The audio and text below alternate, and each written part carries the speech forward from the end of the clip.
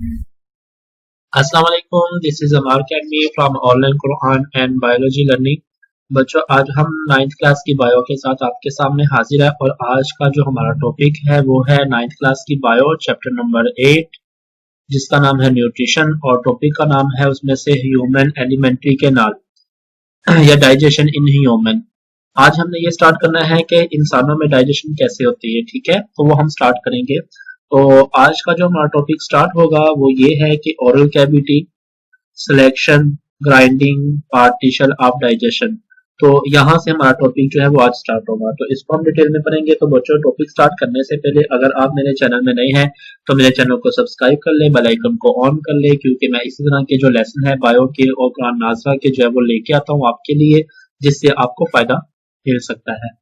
तो चलो बच्चों, हम अपना टॉपिक स्टार्ट करते हैं। ओरल कैविटी है, आज हमने ओरल कैविटी के बारे में डिटेल में डिस्कस करना है।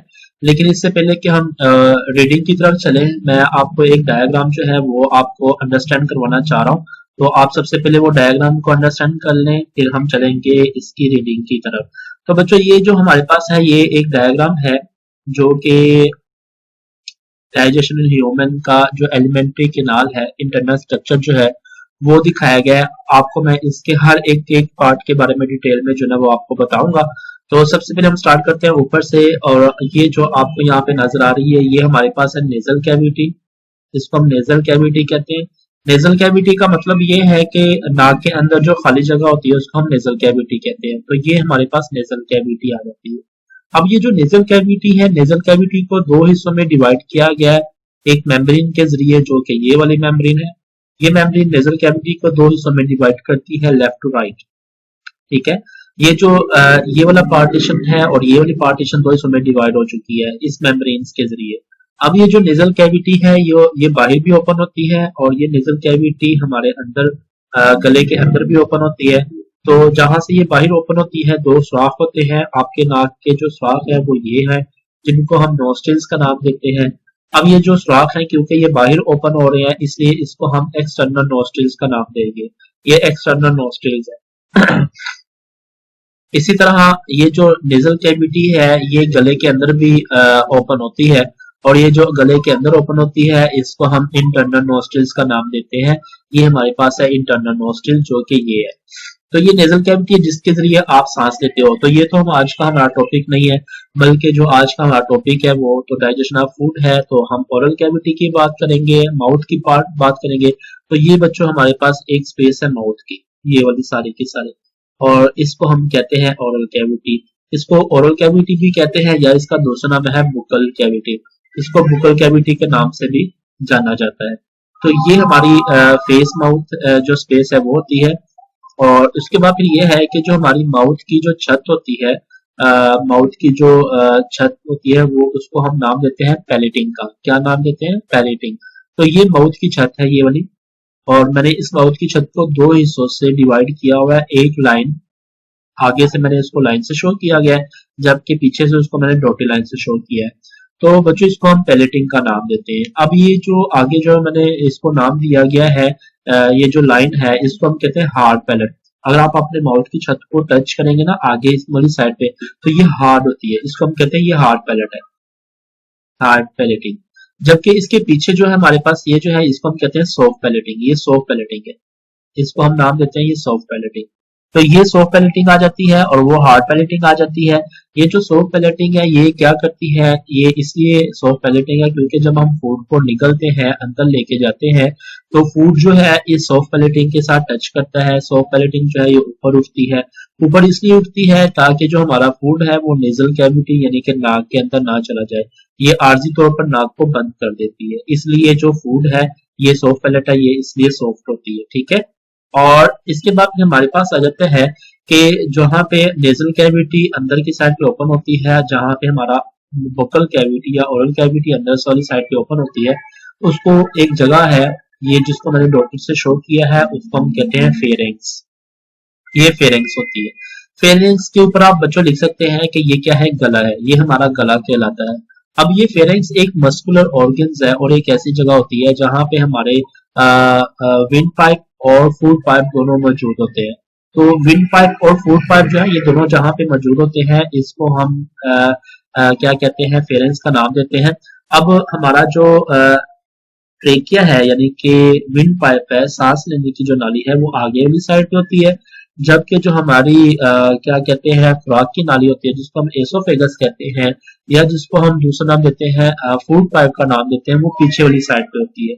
जो आगे वाली साइड पे है वो ये ट्रेकिया है, ये ट्रेकिया है जिसको विंड पाइप का नाम दिया गया। पहले इसके नाम सुन लें, फिर मैं फूड पाइप की तरफ जाऊंगा। तो ये ट्रेकिया है, ट्रेकिया जो है ना ये इसके ऊपर वाला जो ये छोटा सा पार्ट है जहां पे मैंने एक लाइन लगाई है, और ये जो आपको स्पेस नजर आ रही है इसको हम कहते हैं लेरेंक्स, ये लेरेंक्स होती है। अब ये जो लेरेंक्स है, लेरेंक्स के बाद फिर यहाँ पे जहां पे लेरेंक्स ओपन हो रहा है, ठीक है, लेरेंक्स जहां पे ओपन होता है इसको हम नाम देते हैं ग्लोटिस का, इस सुराख को हम कहते हैं ग्लोटिस।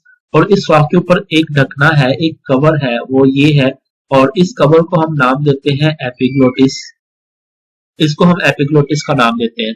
तो epiglottis, glottis, larynx, trachea. Larynx क्या होता है? लेरेंक्स में हमारे पास ना वोकल कॉर्ड होते हैं, यानी कि आवाज पैदा करने वाले आलात होते हैं जो क्या करते हैं कि जो साउंड को प्रोड्यूस करते हैं, इसको हम कहते हैं वोकल कॉर्ड। तो जब हवा का गुजर यहाँ से 24 घंटे होता रहता है तो उसके वजह से जो ये वाइब्रेट करते हैं वोकल कॉर्ड, और वाइब्रेशन की वजह से फिर साउंड प्रोड्यूस होती है। तो ये तो हम चले 10th में डिटेल में पढ़ेंगे इसके बारे में, ये तो हमारा टॉपिक नहीं, मैं आपको इसके स्ट्रक्चर और इसके जो नाम है वो मेंशन करना चाह रहा था। ग्लोटिस है, एपिग्लोटिस है, लेरेंक्स है और ट्रेकिया है। तो इसके साथ ही हमारे पास ये है कि ये एसोफेगस है जिसको हम फूड पाइप का नाम देते हैं। तो बच्चों ये ढक्कन क्यों दिया गया है, यानी कि लीड क्यों है, एपिग्लोटिस क्यों है, वो इस वजह से है कि जब हम फूड को मुंह में डालते हैं और मुंह में डालने के बाद चबाते हैं, इसको नरम करते हैं और इसको हम फिर अंदर लेके जाते हैं, अंदर ले जाने की कोशिश करते हैं, निकलते हैं, यानी कि इसको जब हम फूड को निकलते हैं तो जुबान, यानी कि ये हमारी जुबान है, टंग है, इस जुबान की मदद से हम इसको पीछे की तरफ पुश करते हैं। सबसे पहले ये फूड ऊपर टच करता है सॉफ्ट पैलेटिंग के साथ, फिर ये नीचे गिरता है यहाँ पे और ये डायरेक्ट गिरता है एपिग्लोटिस के ऊपर। एपिग्लोटिस क्या करती है, एपिग्लोटिस इसको यहाँ पे बंद कर देती है, ट्रेकिया को यानी कि हवा की नाली को बंद कर देती है, और फूड यहाँ से फिसल के सीधा का सीधा कहाँ पे जाता है, एसोफेगस में जाता है। तो ये एपिग्लोटिस होता ही इसलिए है ताकि जो फूड है वो हवा की नाली में ना जाए, बल्कि ये जो फूड है वो कहाँ पे जाए, वो एसोफेगस में जाए, इसलिए ये होता है। तो ये हमारे पास था एसोफेगस। तो मैं उम्मीद करता हूँ आपको इतने से पार्ट की समझ आ गई होगी। तो मैं यह सबसे पहले हमारे पास ये नेजल कैविटी है, बक्कल कैविटी है, गला है जिसको हम फेरेंस का नाम देते हैं, फिर हमारे पास हवा की नाली है, ट्रेकिया, लेरेंस, ग्लोटिस, एपिग्लोटिस उसके पार्ट्स हैं, फिर हमारे पास फूड पाइप है जिसको हम कहते हैं एसोफेगस, इसको आप फूड पाइप का नाम भी दे सकते हैं। जब फूड यहाँ पे आ जाता है तो उसके बाद फिर हम आगे चलते हैं फूड पाइप और इसको डिटेल में देखते हैं। ये फूड पाइप में आ जाता है, उसके बाद फिर यहाँ पे ये हमारे पास है स्टोमक, एसोफेगस, एसोफेगस की बात में हमारे पास स्टोमक आ जाता है। अब ये जो स्टोमक है, स्टोमक के दो हिस्से, एक ऊपर वाला पार्ट है और एक ये नीचे वाला पार्ट है। जो ऊपर वाला पार्ट है उसको हम नाम देते हैं कार्डियक पोर्शन, और जो नीचे वाला पार्ट है उसको हम नाम देते हैं पाइलोरिक पोर्शन। ठीक है, इसको मैंने नंबर 1 और नंबर 2 नाम दे दिया, कार्डियक पोर्शन और पाइलोरिक पोर्शन। अच्छा, अब ये है कि जैसे ही फूड यहाँ पे आता है तो यहाँ पे रास्ते में फूड के रास्ते स्टोमक के एंटर होने से पहले एक दरवाजा होता है, वो दरवाजा ये वाला है। तो ये दरवाजा है, इस दरवाजे का नाम है कार्डियक स्फिंक्टर। जैसे फूड यहाँ पे आता है, फूड इसको टच करता है, यानी कि इसको नोक करता है, नोकिंग करता है। जब इसको नोक करता है तो ये ओपन हो जाता है, ओपन होने की वजह से फूड इसमें एंटर हो जाता है स्टोमक में। जैसी फूड यहाँ पे एंटर होता है तो ये जो स्टोमक की जो दीवारें होती हैं, यहाँ से गैस्ट्रिक जूस रिलीज होता है, उसको मिक्सअप करता है, उसको मजीद डाइजेशन करता है। डाइजेशन करने के बाद फिर जहाँ से ही फूड जो है ये स्टोमक को छोड़ता है तो यहाँ पे ये हम एक और दरवाजा है, जैसे ही फूड इसको टच करेगा ये ओपन हो जाएगा, ओपन होने के बाद फिर फूड यहाँ पे आ जाएगा, और इस दरवाजे का जो नाम है उसको हम नाम देते हैं पाइलोरिक स्फिंक्टर। ये पाइलोरिक स्फिंक्टर है, ठीक है, इसको हम पाइलोरिक स्फिंक्टर का नाम देते हैं। अब फूड जो है स्टोमक से डाइजेशन के बाद फिर एंटर हो गया इंटेस्टाइन में, और ये हमारे पास यहाँ से लेके ये सारी की सारी इंटेस्टाइन है, और इसको हम नाम देते हैं स्मॉल इंटेस्टाइन। तो बच्चों ये जो स्मॉल इंटेस्टाइन है इसके 3 पार्ट होते हैं। मैं आपको इन तीनों के पार्ट के जो नाम है वो आपको बता देता हूँ, डिटेल में समझा देता हूँ। नीचे चलते हैं, ये देखिए ये हमारे पास है पहला पार्ट जिसको मैंने नंबर 1 किया है, फिर उसके बाद ये लाइन लगा दी, दूसरा पार्ट स्टार्ट हो जाता है जिसको हम नंबर 2 कहते हैं, और उसके बाद फिर लाइन लगा दी, फिर तीसरा पार्ट स्टार्ट हो जाता है। अब इनके जो नाम है वो आप जरा सुन लें, फिर आपको समझ आ जाएगी ये कि यहाँ जो पहला पार्ट स्मॉल इंटेस्टाइन का कहलाता है उसको हम नाम देते हैं ड्यूडेनम। क्या नाम देते हैं? ड्यूडेनम नाम देते हैं, ठीक है। और उसके बाद फिर जो दूसरा पार्ट है ये वाला स्मॉल इंटेस्टाइन का, इसको हम नाम देते हैं जिजुनम। ये जिजुनम है, मैंने यहाँ पे भी नंबर 2 लिख दिया स्मॉल इंटेस्टाइन का पार्ट। उसके बाद फिर जो तीसरा पार्ट स्टार्ट होता है स्मॉल इंटेस्टाइन का, उसको हम नाम देते हैं इंडियम। तो इस तरह स्मॉल इंटेस्टाइन के 3 पार्ट है। नंबर 1 ड्यूडेनम पहला पार्ट, उसके बाद दूसरा पार्ट आ जाता है जिजुनम, और तीसरा पार्ट आ जाता है इलियम। ये 3 पार्ट होते हैं हमारे पास स्मॉल इंटेस्टाइन के। और यहाँ पे भी क्या होता है कि जैसे ही फूड यहाँ पे एंटर होता है तो यहाँ पे कुछ ग्लैंड्स होते हैं, जो ग्लैंड्स जो है वो क्या करते हैं कि फूड को मजीद डाइजेशन करते हैं। जैसे ही ड्यूडेनम में फूड आ जाता है तो इसके साथ कुछ ग्लैंड्स, मैंने यहाँ पे आपको 2 बड़े ग्लैंड्स का नाम बताऊंगा। नंबर 1 यहाँ पे अटैच है लीवर, जो ड्यूडेनम पार्ट के साथ अटैच है, ये ड्यूडेनम पार्ट है। तो इसको हम कहते हैं लिवर। ये लिवर होता है, और लिवर जो एक जूस रिलीज करता है जैसे फूड यहाँ पे आता है, और उस जूस को हम नाम देते हैं बाइल जूस। और वो बाइल जूस जो है वो यहाँ से रिलीज होने के बाद इस डक्ट के जरिए, इस डक्ट का नाम है बाइल डक्ट, इस डक्ट के जरिए यहाँ पे ड्यूडेनम में आ जाता है। जैसे फूड एंटर हुआ वैसे ही बाइल जूस यहाँ से इस यहाँ पे आ जाएगा और फूड के साथ मिक्सअप हो जाएगा और फूड को डाइजेशन करेगा। उसके साथ ही यहाँ पे एक और ग्लैंड है जिसको हम नाम देते हैं पेंक्रियाज का। ये पेंक्रियाज है, और ये जो पेंक्रियाज है ये भी एक क्या कहते हैं उसको जूस को रिलीज करता है। और ये जो जिस जूस को रिलीज करता है उसको हम नाम देते हैं पेंक्रियाटिक जूस। वो यहाँ से इस पेंक्रियाटिक डक्ट के जरिए यहाँ पे रिलीज हो जाता है पैंक्रियाटिक जूस। तो जैसे ही फूड स्टोमक से यहाँ पे स्मॉल इंटेस्टाइन में एंटर होता है तो लिवर अपना जूस रिलीज करता है जिसको हम बाइल जूस के नाम से जानते हैं, और पैंक्रियाज जो है वो अपना जूस रिलीज करता है जिसको हम पैंक्रियाटिक जूस से जानते हैं। तो यहाँ पे फिर क्या होता है, मजीद इसकी जो है वो डाइजेशन होती है, इसको मजीद फूड को डाइजेस्ट किया जाता है। उसके बाद फिर फूड यहाँ से गुजरता है, फिर जाता है जिजुनम में, जिजुनम में मजीद इसको डाइजेस्ट किया जाता है। उसके बाद फिर इलियम में जाता है, और इलियम में फिर मजीद उसको डाइजेस्ट किया जाता है। और जैसे ही स्मॉल इंटेस्टाइन खत्म होती है तो यहाँ पे एक और दरवाजा आ जाता है, वो दरवाजा ये वाला है, और इस दरवाजे को हम नाम देते हैं इलियक स्फिंक्टर। इलियाटिक स्फिंक्टर भी कहते हैं और इलियक स्फिंक्टर भी कहते हैं, क्योंकि ये इलियम पार्ट में है और एंड है उसका, इसलिए इसको हम इलियक स्फिंक्टर कहते हैं। तो बच्चों स्फिंक्टर जो है ना, इसका मतलब होता है डोर, दरवाजा, ठीक है। इसको हम ये या गेट, ये भी आप कह सकते हो। तो ये इसलिए होते हैं ताकि अगर फूड एक दफा स्टोमक से स्मॉल इंटेस्टाइन में आ गया है तो वो दोबारा स्टोमक में ना जा सके। इस तरह अगर एक दफा फूड जो है वो स्मॉल इंटेस्टाइन से लार्ज इंटेस्टाइन में आ गया तो फिर वो दोबारा स्मॉल इंटेस्टाइन में ना जाए, ठीक है। और जैसे ही यहाँ से इसको वो टच करता है फूड, और फूड जो है फिर वो दोबारा कहाँ पे आ जाता है, यहाँ पे लार्ज इंटेस्टाइन में। अब यहाँ से लेके ये सारी की सारी हमारे पास जो है वो लार्ज इंटेस्टाइन है, ये सारी की सारी लार्ज इंटेस्टाइन है, ठीक है। तो अब हम लार्ज इंटेस्टाइन के भी 3 पार्ट को डिस्कस करेंगे। जिस तरह आपने स्मॉल इंटेस्टाइन के 3 पार्ट देखे, इसी तरह जो लार्ज इंटेस्टाइन है इसके भी 3 हिस्से होते हैं, 3 पार्ट होते हैं। तो वो 3 पार्ट कौन से हैं? नंबर 1 तो ये वाला हिस्सा है, इस हिस्से को हम नाम देते हैं, ये नंबर 1 है, इसको हम नाम देते हैं सीकम। इसको हम क्या नाम देते हैं? सीकम। ये लार्ज इंटेस्टाइन का पहला हिस्सा है। इसके बाद फिर लार्ज इंटेस्टाइन का दूसरा हिस्सा आ जाता है जो कि ये वाला है, जहाँ पे मैंने नंबर 2 लिखा हुआ है। ये जो नंबर 2 है इसको हम नाम देते हैं कोलन, ये कोलन है। और उसके बाद फिर लार्ज इंटेस्टाइन का तीसरा और आखिरी पार्ट आ जाता है जो कि नंबर 3 है, वो ये वाला है। ये थोड़ा सा स्वेलिंग पार्ट है और ये एक बैग का काम करता है, और इसको हम नाम देते हैं रेक्टम, ये रेक्टम होता है।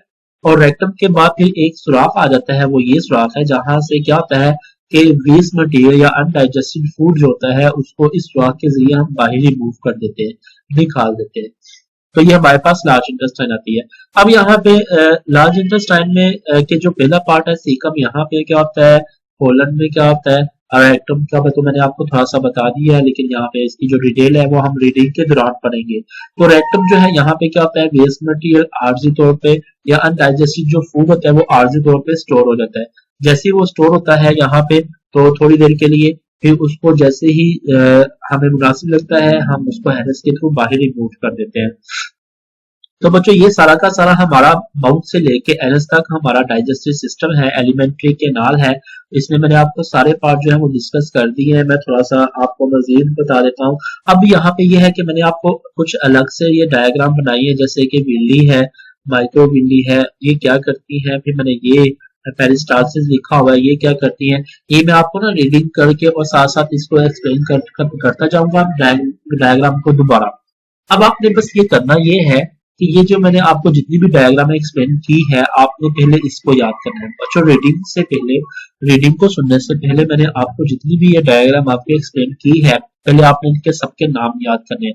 क्योंकि जब तक आपको ये नाम याद नहीं होंगे, जब रीडिंग में आएंगे फिर आप कंफ्यूज होंगे कि पता नहीं ये कौन सा पार्ट है, क्या कहलाता है, तो उसमें आपको कंफ्यूजन जा देगी। इसलिए आपने क्या करना है कि आपने सबसे पहले इनके पार्ट और डायग्राम को अंडरस्टैंड करना है, स्ट्रक्चर के नाम और इनके नाम जो जितने भी हैं वो आपने याद करने हैं। याद करने के बाद फिर आपने क्या करना है कि आपने रीडिंग की तरफ चलना है, ठीक है। तो बच्चों मैंने आपको ये सारी स्ट्रक्चर आपको अंडरस्टैंड करवा दी। अब हम चलते हैं रीडिंग की तरफ और रीडिंग करके मजीद जो है इसको अंडरस्टैंड करते हैं। तो ये हमारी ओरल कैविटी जो है यहाँ से ये स्टार्ट हो रही है। तो सबसे पहले ओरल कैविटी की यहाँ पे डेफिनेशन दी गई है, वो ओरल कैविटी की डेफिनेशन जरा आपने अंडरलाइन कर लेनी है। तो यहाँ से इसकी डेफिनेशन मैं रीडिंग कर रहा हूँ, आप अपनी जो बुक है वो ओपन कर लें। ओपन करके पेंसिल अपने हाथ में रख लें और अब मैं इसको आपको कुछ पॉइंट आउट करवा दूँ। तो रीडिंग कर रहा हूं मैं।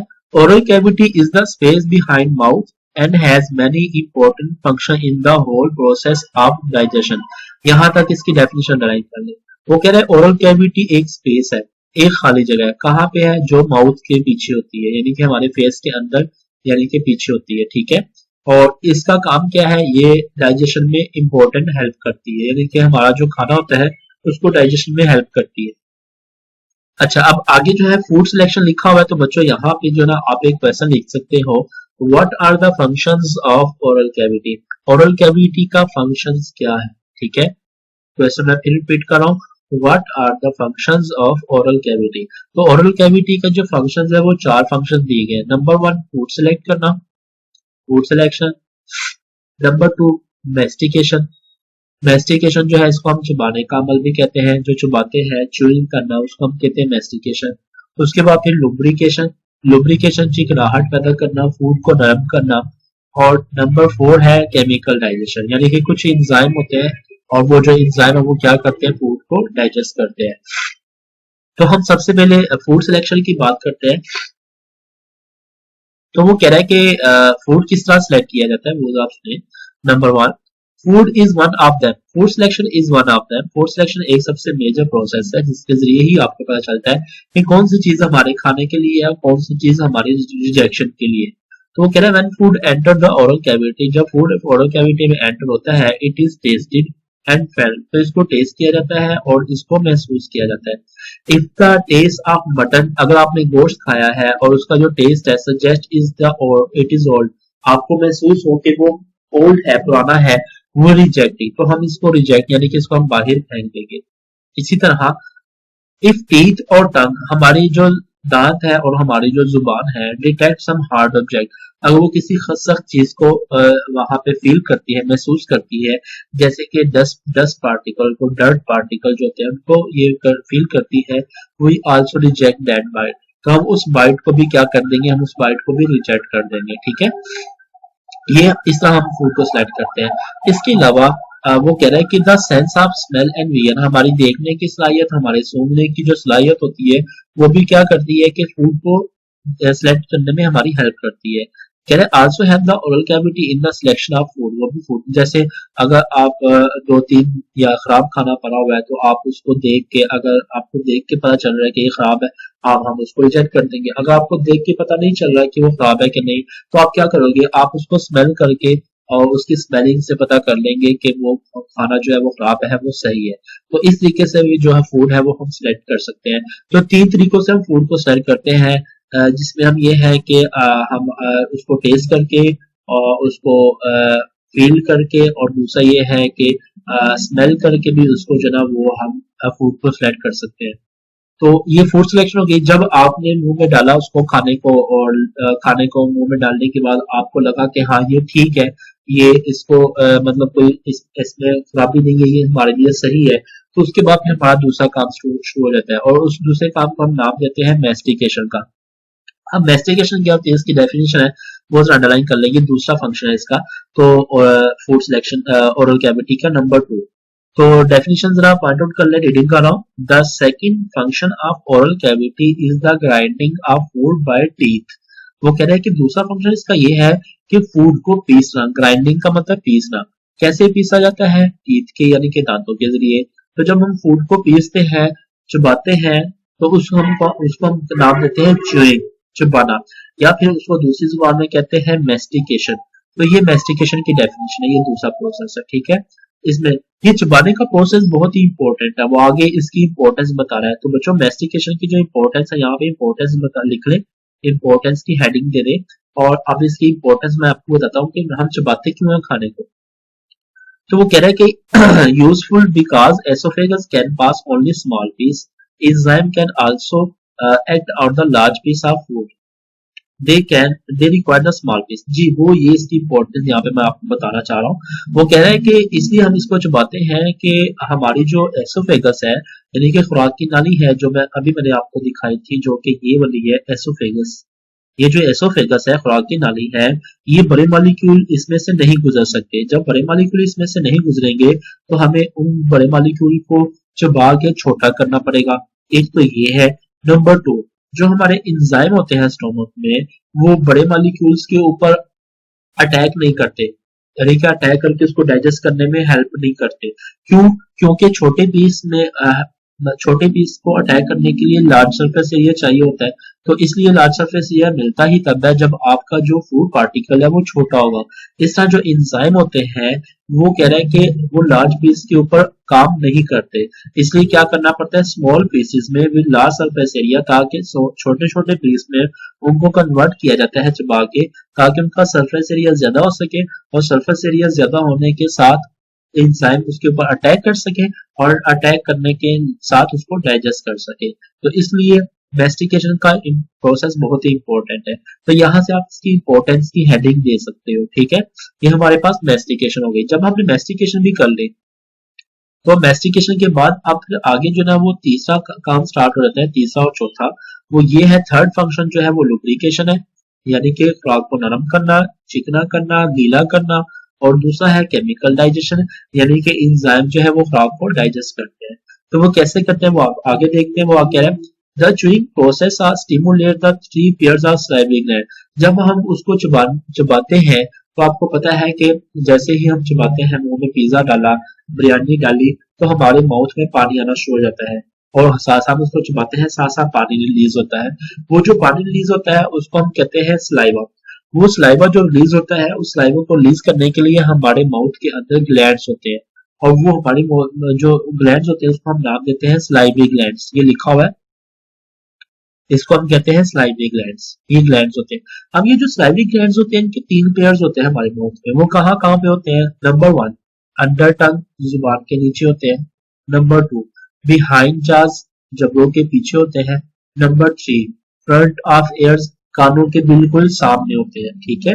ये कानों के बिल्कुल सामने होते हैं। तो ये 3 पेयर्स होते हैं। ये तीनों पेयर्स जो है वो क्या करते हैं कि पानी को या जूस को या सलाइवा को रिलीज करते हैं, जिसकी वजह से हमारी जो खाना होता है, वो लुब्रिकेंट हो जाता है, यानी कि वो नरम हो जाता है, वो चिकना हो जाता है, वो गीला हो जाता है, जिसकी वजह से हमें चबाने में आसानी हो जाती है। तो ये तीसरा काम था। और कहते हैं टू रिलीज द जूस, ये तीनों ग्लैंड जो है सलाइवरी ग्लैंड्स एक जूस को रिलीज करते हैं, जिसको हम नाम देते हैं saliva in oral cavity. Oral cavity का सलाइवा होता है। तो बच्चों आप यहाँ से लेके दा दा से लेके तो यहाँ तक ओरल कैविटी तक आप स्लाइवा की डेफिनेशन अंडरलाइन कर सकते हैं, पॉइंट आउट कर सकते हैं। ये स्लाइवा की डेफिनेशन है।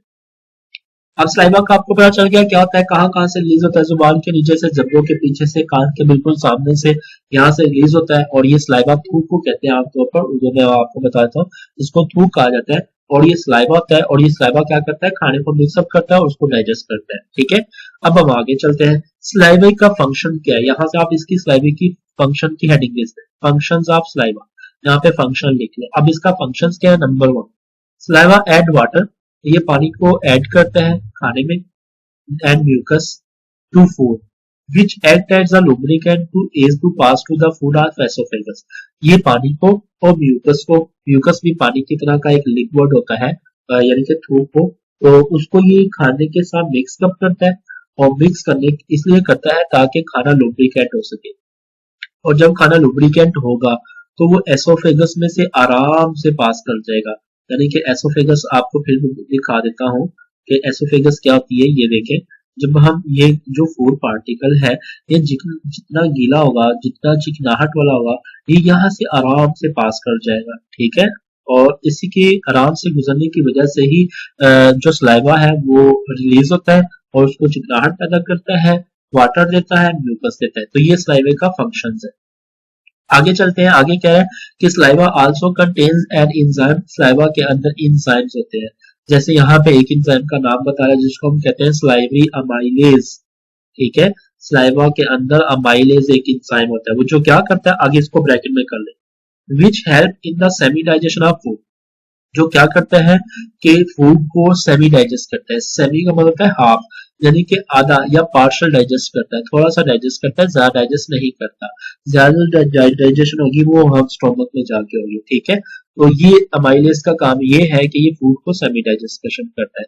तो यहाँ तक आपने इसको ब्रैकेट में कर लेना है। ये अमाइलेज एंजाइम जो है उसका फंक्शन होता है जो हमारे माउथ में पाया जाता है। तो बच्चों ये चार फंक्शन थे हमारे ओरल कैविटी के। Number 1 food selection, number 2 mastication, number 3 lubrication, number 4 chemical digestion. तो ये चार फंक्शन जो आपने अभी तक पढ़े, मैंने आपको जो क्वेश्चन लिखवाया था what are the functions of oral cavity, वो यहाँ तक कंप्लीट होता है। तो आपने यहाँ तक कंप्लीट करके लिखना है।